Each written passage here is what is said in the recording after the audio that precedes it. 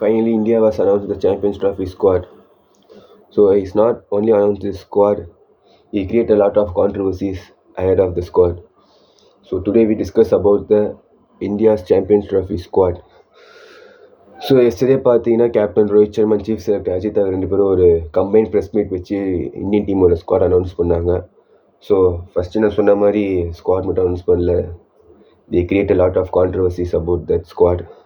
So today we discuss about this India squad. So first of all பார்த்தீங்கன்னா Rohit Sharma should lead the side. So இதுக்கு Australian சீரீஸ்க்கு அப்புறம் பார்த்தீங்கன்னா அதுக்கு முன்னாடி கொஞ்சம் நிறைய ரூமர்ஸ் வந்தது. ஸோ ரோஹித் வந்து லீட் பண்ண போகிறதில்ல, மேபி ஹர்திக் பாண்டியா லீட் பண்ண ஜஸ்பிரிட் பும்ரா ஆஸ் வைஸ் கேப்டனுங்கிற மாதிரியான சம் ரூமர் டாக்ஸ் வந்து நிறையவே ஸ்ப்ரெட் ஆகுது. ஸோ அது எல்லாத்துக்குமே வந்து ஒரு ஃபுல் ஸ்டாப் வைக்கிற மாதிரியான ஒரு இது வந்து Rohit Sharma should lead the side.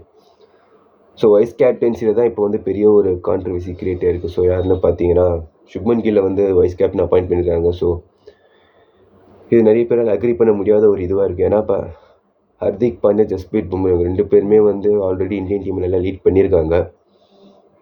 Recent example Jasprit Bumrah பார்த்தீங்கன்னா இந்த ஆஸ்திரேலியா அகைன்ஸ்ட் ஃபஸ்ட் டெஸ்ட்டும் ப்ரில்லியண்ட்டாக கேப்டன்ஷிப் பண்ணார். அந்த அட் த சேம் ஹர்திக் பாண்டியும் இந்தியாவுக்காக நிறைய T20 ஐஸில் கேப்டன்ஷிப் ஒரு நல்ல ரெக்கார்டு இருக்குது. ஸோ இதெல்லாம் பேஸ் பண்ணி அவங்களுக்கெல்லாம் வைஸ் கேப்டன்சி கொடுக்காம கில்லுக்கு வைஸ் கேப்டன்சி கொடுத்தது வந்து அது வந்து ஒரு பெரிய ஒரு கொஸ்டின் மார்க்ஸ் நிறைய ரைஸ் பண்ணியிருக்கு. ஸோ அப்பார்ட் ஃப்ரம் தட் இல்லாமல் பார்த்தீங்கன்னா யார் செலக்ட் பண்ணியிருக்காங்க அப்படின்னு பார்த்தீங்கன்னா ரோஹித் சர்மா, சுப்மன் கில், விராட் கோலி, ஸ்ரேயஸ் ஐயர், ரிஷப் பண்ட், KL ராகுல், Hardik Pandya, Ravindra Jadeja, Axar Patel, Washington Sundar, Kuldeep Yadav. Then seamers அப்படின்னு பார்த்தீங்கன்னா ஜஸ்பிரிட் பும்ரா, முகமது ஷமி, ஹர்ஷ்தீப் சிங். பேக்கப் ஓப்பனர் யசஸ்வி ஜெய்ஸ்வாலை பிக் பண்ணியிருக்காங்க. ஸோ இதான் Indian team squad. So ODI series against England அப்படின்னு பார்த்தீங்கன்னா ஜஸ்பிரிட் பும்ராவுக்கு வந்து அந்த ஃபிட்னஸ் இஷ்யூஸ்னால கொஞ்சம் பிரேக் இருக்கிறதுனால பார்த்தா அந்த ஒரு சீரீஸ்க்கு மட்டும் ஆல்மோஸ்ட் இதே ஸ்குவாட் தான். ஸோ இன் பிளேஸ் ஆஃப் பும்ராக்கு பதிலாக பார்த்தீங்கன்னா ஒரு ஹர்ஷித் ராணாவை இது பண்ணுறாங்க. அதர்வைஸ் பார்த்தீங்கன்னா அந்த ஸ்குவாடில் எந்த சேஞ்சஸுமே இல்லை. ஸோ அந்த at the same time controversies அப்படின்னு பார்த்தீங்கன்னா நிறைய ஒரு கான்ட்ரவர்சிஸ் கூட இந்த ஸ்குவாட் அனௌன்ஸ் பண்ணதுக்கப்புறம் நிறைய வந்துச்சு. ஏன்னா சஞ்சு சாம்சன் இருக்கணும் அப்படின்னு நிறைய பேர் சொன்னாங்க. ஸோ சஞ்சு சாம்சனை இது பண்ணல. ஏன்னா சஞ்சு சாம்சனுக்கு ரீசெண்டாக ஒரு நல்ல ஒரு ரெக்கார்டு இருக்கார் டொமஸ்டிக்லும் சரி.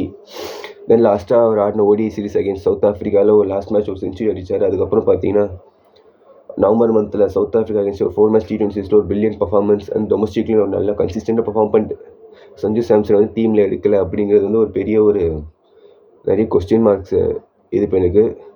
And at the same time Mohammed Siraj also is not part in the squad. ஏன்னா முகமது சிராஜை வந்து டீமில் எடுக்கிற என்ன இதுன்னு தெரியலனா, ஏன்னா ஷமி, பும்ரா, சிராஜ் இந்த ஒரு பேஸ்ட்ரியோ தான் வந்து நமக்கு 2023 வேர்ல்ட் கப்பில் வந்து நமக்கு ஒரு சக்ஸஸ் கொடுத்துச்சு. இந்த 3 பேசஸோட கான்ட்ரிபியூஷன் தான் நம்ம இந்தியன் டீமுக்கு வந்து ஒரு நல்ல சக்ஸஸ் கொடுத்து. அன்ஃபார்ச்சுனேட்லி ஃபைனல்ஸ் ஜெயிக்கலாலும் பட் செமிஃபைனல்ஸ் வரைக்கும் இந்த ஒரு ட்ரியோ தான் வந்து இந்தியன் டீமுக்கு ஒரு சக்ஸஸ் கொடுத்த ஒரு ட்ரியோ. ஸோ அந்த அப்படி இருக்கும்போது ஏன் சிராஜ் எடுக்கலை? மேபி அந்த ஆஸ்திரேலியன் சீரீஸில் அகெயின்ஸ்ட் ஆஸ்திரேலியாவோட அந்த பேட் ஃபார்ம்னால எடுக்கலையா அப்படிங்கிறது சத்தியமாக தெரியல. அண்ட் தென் ஸோ பிளேயிங் 11 அப்படின்னு பார்த்தீங்கன்னா என்னோட பிளேயிங் 11 அப்படின்னு பார்த்தா ரோஹித் சர்மா, சுப்மன் கில், விராட் கோலி, ஸ்ரேயஸ் ஐயர், ரிஷப் பண்ட், KL ராகுல், Hardik Pandya, Jadeja or Axar, Kuldeep Yadav and then Shami and Bumrah. So இதுதான் என்னோட playing 11. And at the same time பார்த்தீங்கன்னா ரோஹித் சர்மா, விராட் கோலிக்கு வந்து இது மேபி இட்ஸ் லாஸ்ட் ICC டோர்னமெண்ட்டாக இருக்கிறதுக்கான சான்சஸ் நிறைய இருக்குது அப்படின்னு தான் சொல்லுவோம். ஏன்னா already T20 world cup win பண்ணதுக்கப்புறம் ரெண்டு பேருமே T20 இதுலேருந்து ரிட்டைர்மெண்ட் அனௌன்ஸ் பண்ணாங்க.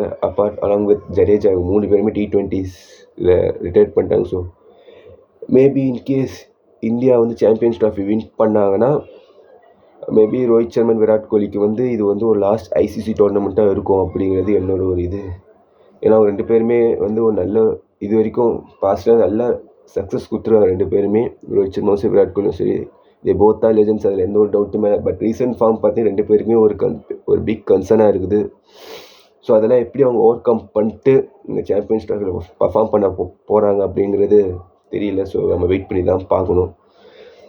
அண்ட் தென் இந்தியா பார்த்தீங்கன்னா இந்த சாம்பியன்ஸ் ட்ராஃபி வந்து துபாயில் தான் ஆடுறாங்க. ஸோ பாகிஸ்தானில் ஆட வேண்டியதான் டோர்னமெண்ட் ஹோஸ்ட் பண்ணுறாங்க. பட் அன்ஃபார்ச்சுனேட்லி இந்தியா வந்து பாகிஸ்தானில் ஆட மாட்டேன் அப்படின்னு சொன்னதால பார்த்தீங்கன்னா இந்தியாவோட மேட்சஸ் மட்டும் துபாய்க்கு ஷிஃப்ட் பண்ணுறாங்க. ஸோ இந்தியாவோட ஃபஸ்ட் மேட்ச் யாரோட அப்படின்னு பார்த்தீங்கன்னா against Bangladesh.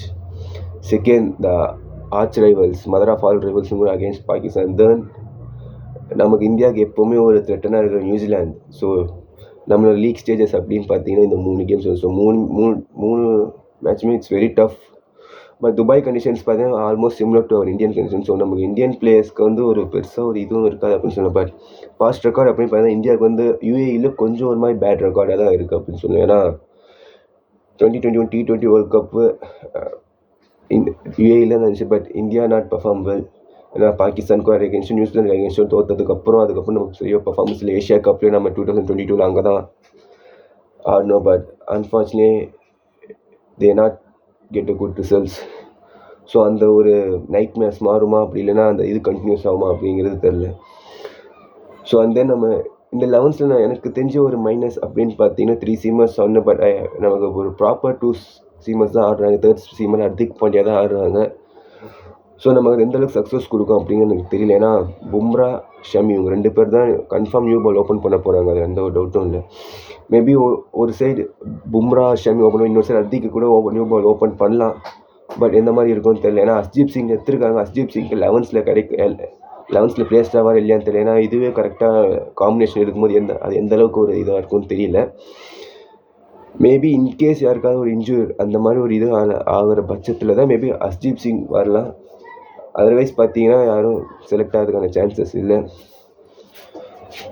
So this is the squad for the Indian team. Let's wait for the champions of 2025.